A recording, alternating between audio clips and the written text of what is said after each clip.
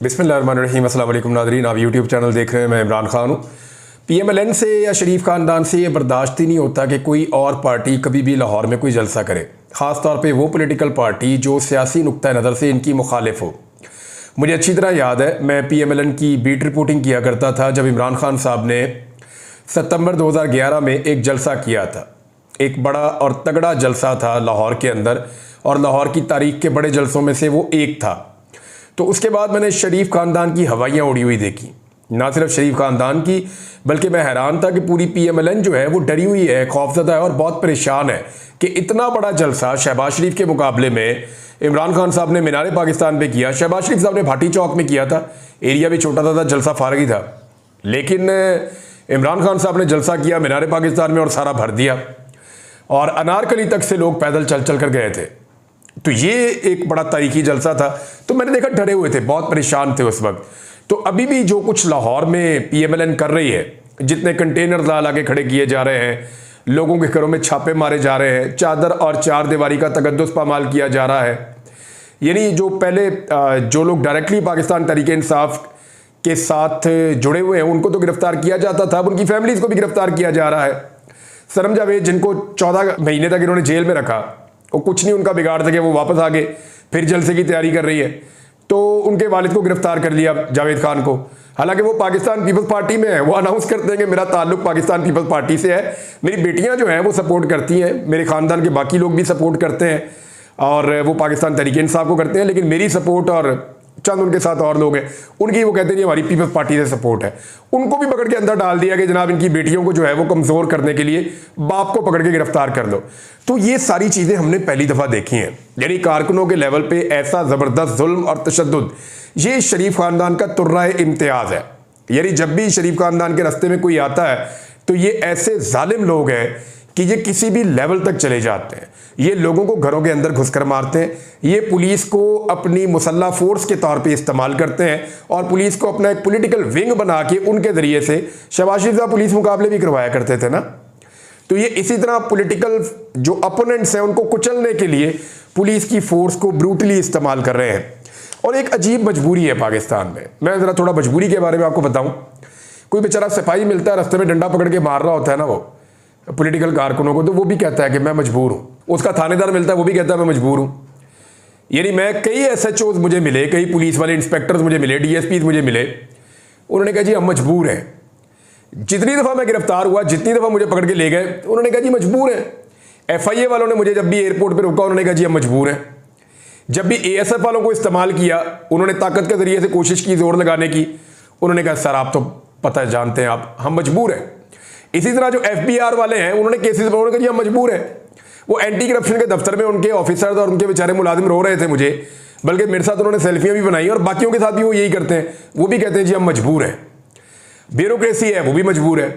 यानी एक पूरा आवे का आवा है जो मजबूर है। SP से बात कर, वो कहता है सर आपको तो पता है मजबूर है सर। यानी पूरा का पूरा सिस्टम मजबूर है। और अब मजबूरी बढ़ते बढ़ते वहां तक पहुंच गई है कि आपका जो है गवर्नमेंट भी मजबूर है। यानी पाकिस्तान पीपल्स पार्टी का चेयरमैन है बिलावल जरदारी, वो भी मजबूर है। ये अपनी मजबूरी वो खुलकर बता रहे हैं अपने पॉलिटिकल साथियों को कि मैं मजबूर हूं। और शहबाज शरीफ है, वो भी मजबूर है, बल्कि वो तो मांगते हुए भी कहते हैं कि मांगने नहीं है लेकिन मजबूरी है। अब ये पता किस तरह के मजबूर है, मैं आपको विजुअलाइज कराता हूं आसान करके। आपने शोले फिल्म देखी होगी, उसमें आपने देखा होगा गब्बर सिंह ने बसंती को कहा था नाच नाच, नहीं तो मैं इसको मार दूंगा हीरो को। तो फिर वो बेचारी नाचने पे मजबूर हो गई। ये बेचारे सारे ऐसे ही मजबूर हैं, और गब्बर सिंह इन सारों को नचा रहा है, और गब्बर सिंह के इशारों पे ये सारे नाच रहे हैं बेचारे।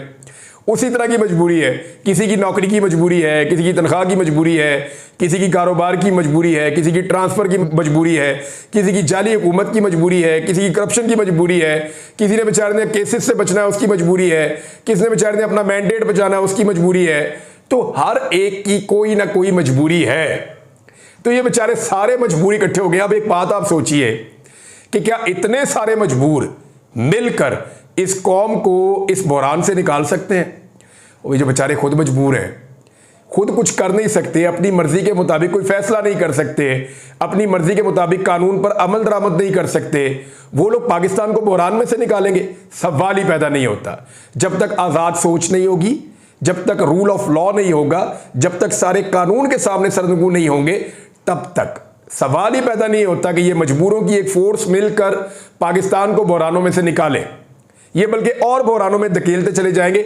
वजह क्या है? बेचारे मजबूर हैं। इमरान खान साहब का पैगाम है, उन्होंने कहा कि लाहौर का जलसा आर या पार होगा, रोका गया तो जेलें भर देंगे। इमरान खान ने कहा कि अफगान इशू पर भी कहा गया कि मुल्क का मुस्तकबिल दांव पर लगा है और हम अफगान कौंसलर के पीछे पड़े हैं। इमरान खान ने कहा, ये सहाफ़ियों से बात कर रहे थे अडियाला में कल, तो वहां से ये स्टेटमेंट से मैं आपको बता देता हूं कि आईनी अदालत के मामले पर पूरी तरह बहस होनी चाहिए। सुप्रीम कोर्ट आखिरी इदारा है जिससे लोगों को तवक्कुआत हैं। सुप्रीम कोर्ट को भी तबाह कर दिया गया तो पाकिस्तान बनाना रिपब्लिक बन जाएगा। सहाफ़ी ने पूछा कि क्या आपने चार्टर ऑफ डेमोक्रेसी पर दस्तखत किए थे? इसमें आईनी अदालतों का क़याम भी मौजूद था, अब आपका क्या मौक़िफ़ है? इस पर इमरान खान साहब ने जवाब दिया कि हर चीज़ का कोई तनाज़ुर होता है, तब में और आज में फ़र्क है। आईनी तरमीम का मकसद सिर्फ और सिर्फ काजी फ़ायद ईसा को बचाना है। ये सब कुछ रात के अंधेरे में नहीं होना चाहिए। ये जो करने जा रहे हैं ये आइन के खिलाफ है। इमरान खान ने कहा कि काजी फ़ायद ईसा को इस अदालत से उठाकर आईनी अदालत में बिठा देंगे। मैंने ऐसे फैसले करने वाले डफ्फर और कम अकल बहुत कम देखे हैं। ये डरे हुए हैं, फिर कहते हैं कि इसके पास मोबाइल आता है और इसको खबरें मिलती हैं। मुझे तुम्हारी हरकतों की वजह से पहले पता चल जाता है। मुझे इल्म था कि यह तरमीम आनी है। जो भी होना था पूरी मुशावरत के बाद होना चाहिए था, रात के अंधेरे में नहीं होना चाहिए था। इससे इन लोगों का मकसद पता चलता है। इमरान खान ने कहा कि ये सुप्रीम कोर्ट को ख़त्म करने जा रहे हैं। लाहौर का जलसा डू एंड डाई है। अब ये बेशक जो मर्जी कर लें, हमने पूरी पार्टी को कह दिया है बाहर निकलें। 15 माह से जेल में हूं, मजीद भी जेल में रहने को तैयार हूं। अवाम भी जेल में जाने से ना घबराए। जलसे से अगर रोका गया तो जेलें भर देंगे। उन्होंने कहा कि लाइन के एक तरफ वो खड़े हैं जो वोट को इज्जत देने की बात करके बूट को इज्जत दे रहे हैं। जमहूरियत डंडे के जोर पर या गुलाम बनाकर नहीं चलती। रावलपिंडी के कमिश्नर ने बिल्कुल दुरुस्त कहा था कि काजी फ़ायद ईसा और चीफ इलेक्शन कमिश्नर मिले हुए थे। ये एम्पायरों को तौसीह देना चाहते हैं ताकि ये एक्सपोज ना हो। अफगान कौंसलर के कौमी तराने के एहतराम में खड़े ना होने से मुतालिक सवाल पर इमरान खान ने जवाब दिया कि छोड़ो इसको, यहाँ मुल्क के और बहुत बड़े इशूज़ हैं, तुम्हें उसकी पड़ी है। मुल्क का मुस्तकबिल दाव पर लगा हुआ है और तुम उसकी बात कर रहे हो। वैसे मैंने उनका मौक़िफ़ लिया है, मेरा वहाँ राब्ता हुआ था, क्योंकि मुझे भी बहुत अजीब लगा कि ये इन्होंने क्या किया। तो ये जो कौंसलर साहब है ना, ये हाफ़िज़ कुरान भी हैं, ये शेखुल हदीस भी हैं और ये आलिम दीन है। अब हर एक की अपनी अपनी होती है। उन्होंने कहा जी मेरे शरई नुक्ता नज़र से मैं म्यूज़िक के एहतराम में खड़ा नहीं होता। तो मैंने उनको एक सवाल भिजवाया। मैंने कहा जी अगर आपको फ़र्ज़ करें किसी और मुल्क में सफ़ीर बनाकर भेज दिया जाए या वहाँ पे आप कौंसल बन के चले जाएं, तो क्या आप वहाँ पे भी खड़े नहीं होंगे? उन्होंने कहा जी कहीं भी खड़ा नहीं होगा म्यूज़िक के लिए।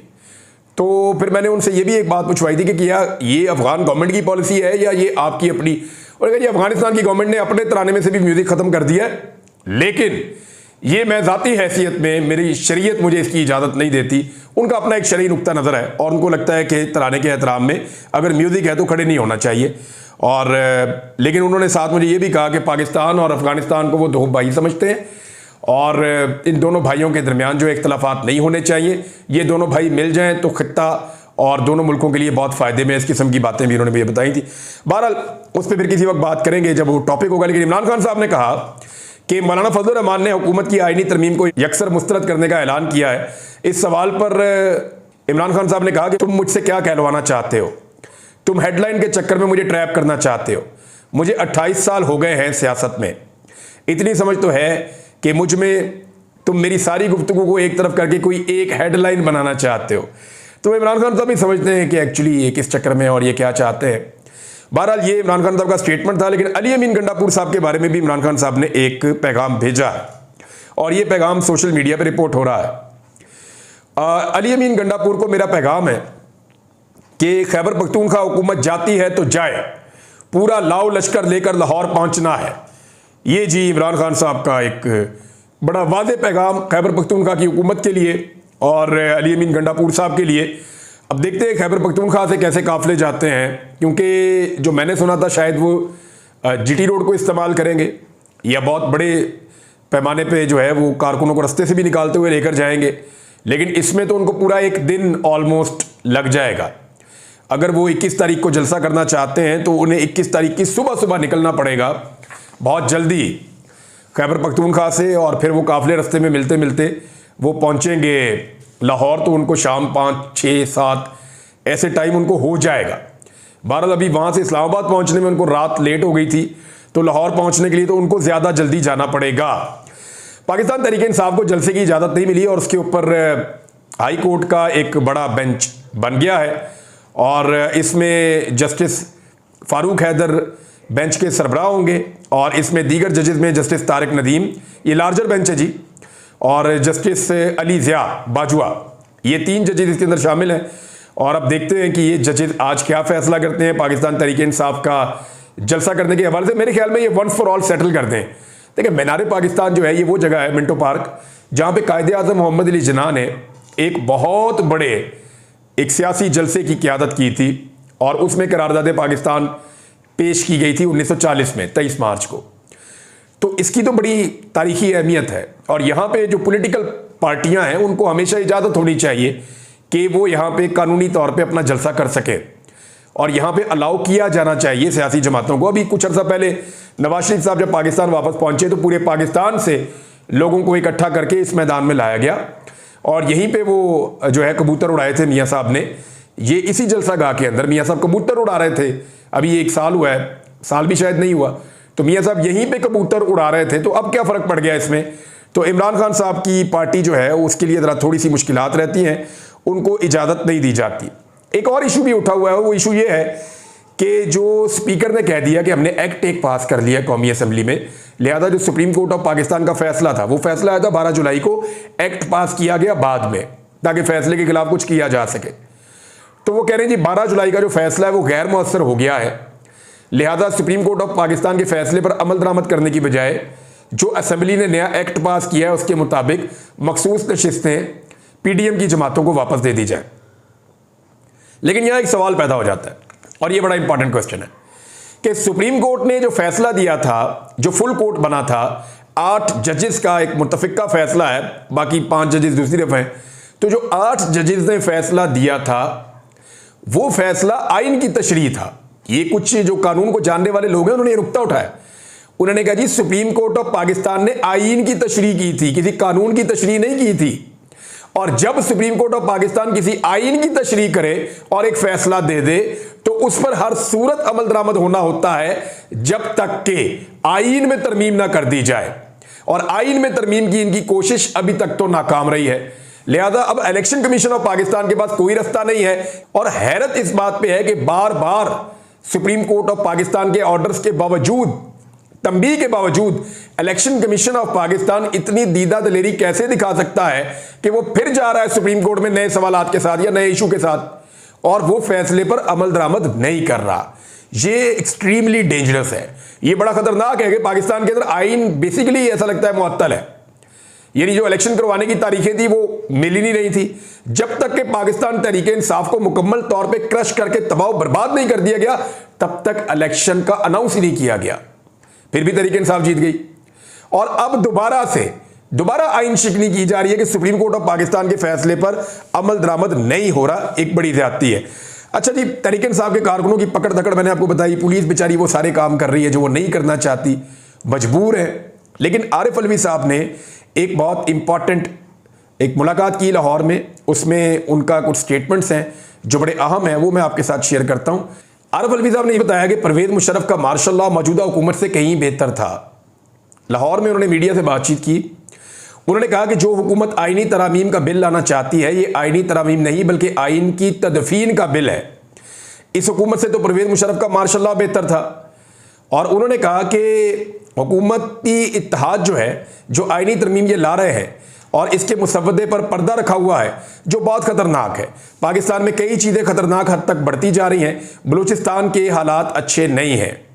उनका कहना था कि बिल में धोखाधड़ी का तरीक़ाकार है, 63A को ख़त्म किया जा रहा है, आइनी तरामीम के लिए लोगों को अगवा किया गया। मैं मौलाना फजलुर रहमान का मशकूर हूँ कि उन्होंने आवाज़ बुलंद की। इसके साथ ही अमीर जमात इस्लामी हाफिज़ नईम और लियाकत बलोच का भी शुक्रगुजार हूँ। उन्होंने कहा कि 90% पाकिस्तानी लोग इमरान खान के साथ हैं। लोगों से गुजारिश है कि वो पाकिस्तान तहरीक इंसाफ के जलसों में आए। आरिफ अलवी साहब ने कुछ बातें और भी बताई। उन्होंने बताया जी कि जो मौजूदा आर्मी चीफ है वो इमरान खान साहब से बहुत नफरत करते हैं, ये भी उन्होंने कहा। उन्होंने ये भी बताया कि मैं शोहदा के घर में जब जाना चाहता था, जब मैं सदर था, तो मुझे मिलिट्री सेक्रेटरी रोक देते थे या मुझे रोक दिया जाता था जनरल बाजवा की जानिब से, और मुझे कहते थे बाद में आपको ले जाएंगे। फिर बात कभी भी नहीं आई, लेकिन मैं हर शहीद के घर पे फ़ोन ज़रूर करता था। तो बतौर सदर उन्हें किस तरह के हालात का सामना करना पड़ा वो बताना शुरू हो गए हैं। ये अबू बकर साहब ने लिखा है, अहमद अबू बकर साहब ने, कि लेफ्टिनेंट जनरल सरफराज शहीद की फैमिली से मैं मिलना चाहता था। मुझे मेरे मिलिट्री सेक्रेटरी ने पहले रोका, फिर मेरे इसरार पर DGISI ने रोका, फिर जनरल बाजवा ने रोका कि सिक्योरिटी के एतबार से आपका जाना दुरुस्त नहीं, लेकिन वज़ीर आज़म वहाँ पे गए, हम आपको अगले दिन लेकर चले जाएंगे। फिर वो अगला दिन ना आया। हर शहीद के घर मैं टेलीफोन ज़रूर करता था। फिर उन्होंने एक और बड़े मज़े की बात बताई। उन्होंने कहा जनरल बाजवा हर वक्त आकर बताते थे कि असद उमर की वीडियो मेरे पास है, शाह महमूद की वीडियो मेरे पास है। मैंने उन्हें प्राइवेसी के मुतालिक हज़रत उमर फारूक रज़ियल्लाहु तआला अन्हु का वाक़या सुनाया, मगर इस बात के 10 मिनट बाद जनरल बाजवा ने जेब से मोबाइल निकाला और फिर कहा कि इसमें जनरल फैज़ हमीद की भी वीडियो है। मैंने जनरल बाजवा को एक नफ्सियाती मसाइल का शिकार इंसान पाया। ये जी आरिफ अलवी साहब बता रहे हैं। नाज़रीन, आखिर में मैं एक चीज़ आपके सामने रखता हूँ कि चार्टर ऑफ डेमोक्रेसी और बेनज़ीर भुट्टो की एक ख्वाब पूरा करने के लिए बिलावल ये कह रहे हैं कि जी हम एक आईनी अदालत बनाना चाहते हैं। तो सवाल मेरा ये है कि क्या बाकी अदालतें गैर आईनी हैं? वो भी आईनी अदालतें हैं, लेकिन आइन की खातिर ये आईनी केसेस से मुतालिक, कॉन्स्टिट्यूशनल केसेस से मुतालिक अगर कोई अलग अदालत अब ये बनाना चाहते हैं तो इनको बार बार हुकूमत मिली। पिछले 18 सालों में सिर्फ 3 साल बीच में इमरान खान के हैं, बाकी 15 साल इनके पास हुकूमतें रही पाकिस्तान में। इन 15 सालों में इन्होंने क्या किया? सवाल ये है ना, इन्होंने इन 15 सालों में क्या किया? क्यों नहीं ये आईनी तरमीम लेकर आए? और कई इन्होंने कॉन्स्टिट्यूशनल अमेंडमेंट्स की हैं, बहुत सारी की हैं, लेकिन इन्होंने आईनी अदालत इससे पहले नहीं बनाई। एक्चुअली ये अब इसलिए बनाना चाहते हैं कि ये इससे अपने जाली मैंडेट को बचाना चाहते हैं और अपनी हुकूमत की मुद्दत में इजाफा करना चाहते हैं कि किसी तरह हम अपनी हुकूमत बचाने में कामयाब हो जाएं। भारत अब तक के लिए इतना ही। अपना ख्याल रखिएगा, अपने चैनल का भी। अल्लाह हाफ़िज़।